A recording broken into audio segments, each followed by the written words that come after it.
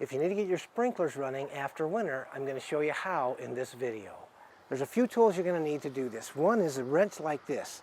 It basically has a U shape on the end and it's different length depending on how deep your pipes are buried.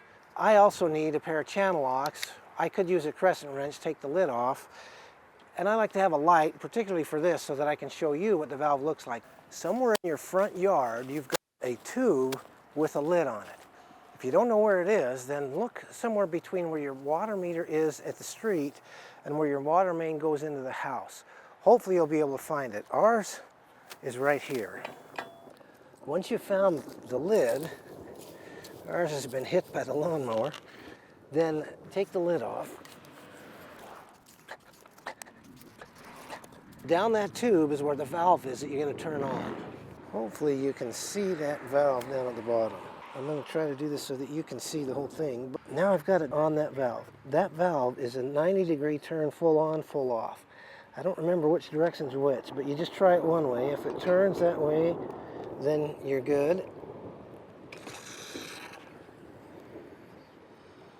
Okay, so now that water is on.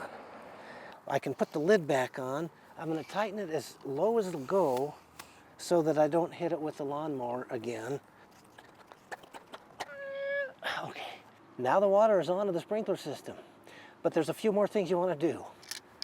Our sprinkler system has a total of 6 different circuits. If you don't know how many you have in yours, you can find out by looking for boxes like this. When I pop these off, in this one there's a manifold with 3 different valves coming off. Those are 3 of the circuits from the sprinkler system.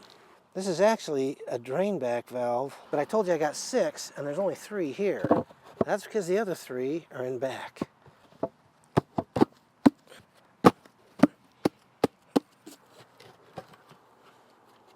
This is one of the things you look for. Do I have leaks I didn't know about? I'm going to guess that that was actually leaking last year. With all this root growth in there, that's probably because it had moisture to help feed it. Hopefully it's just a matter of tightening it.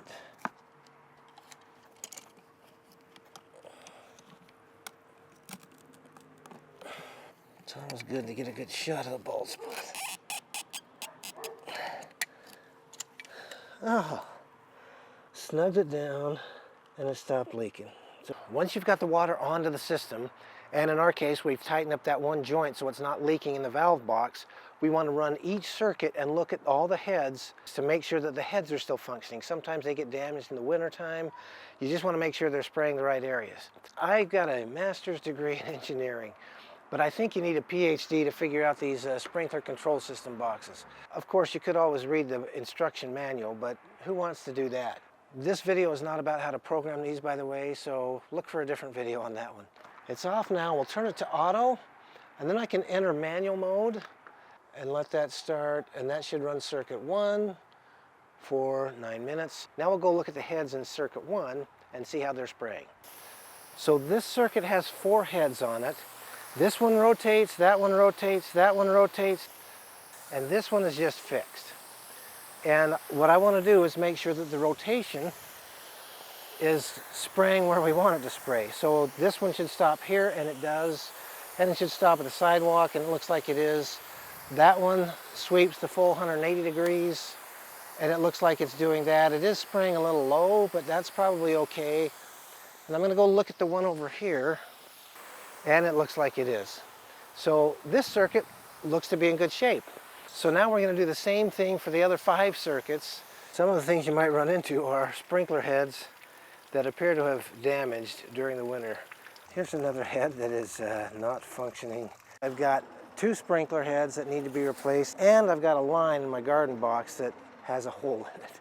So I've got to make those repairs, and then I should be ready to go for the season. If you find damaged heads in your system, watch this video on how to replace them.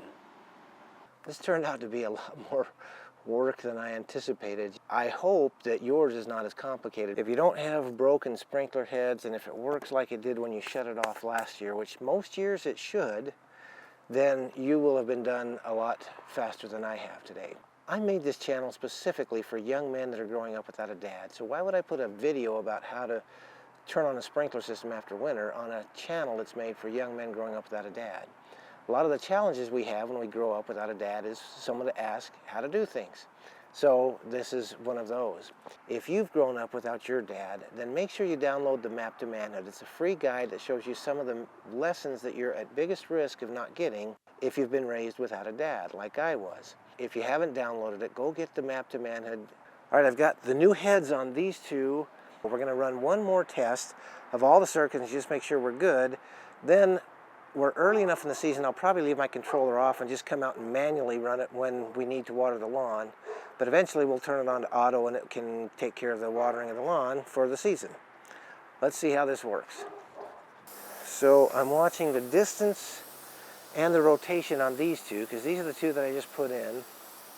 So, perfect. And I dialed the distance down on this one so that it doesn't hit the neighbor's fence. I think we're going to call this good. All right, we've got the water turned on in the sprinkler system. We've checked and replaced all the heads and adjusted where we needed to, and we should be good to go. And there you have it. Now your sprinkler system should be ready for the coming season. If you want to see a video that goes over the home plumbing system in more detail, then watch this video right here. Always remember, you can still succeed even if your dad's not in your daily life, and you do have a dad that loves you. And I'll see you on the next video.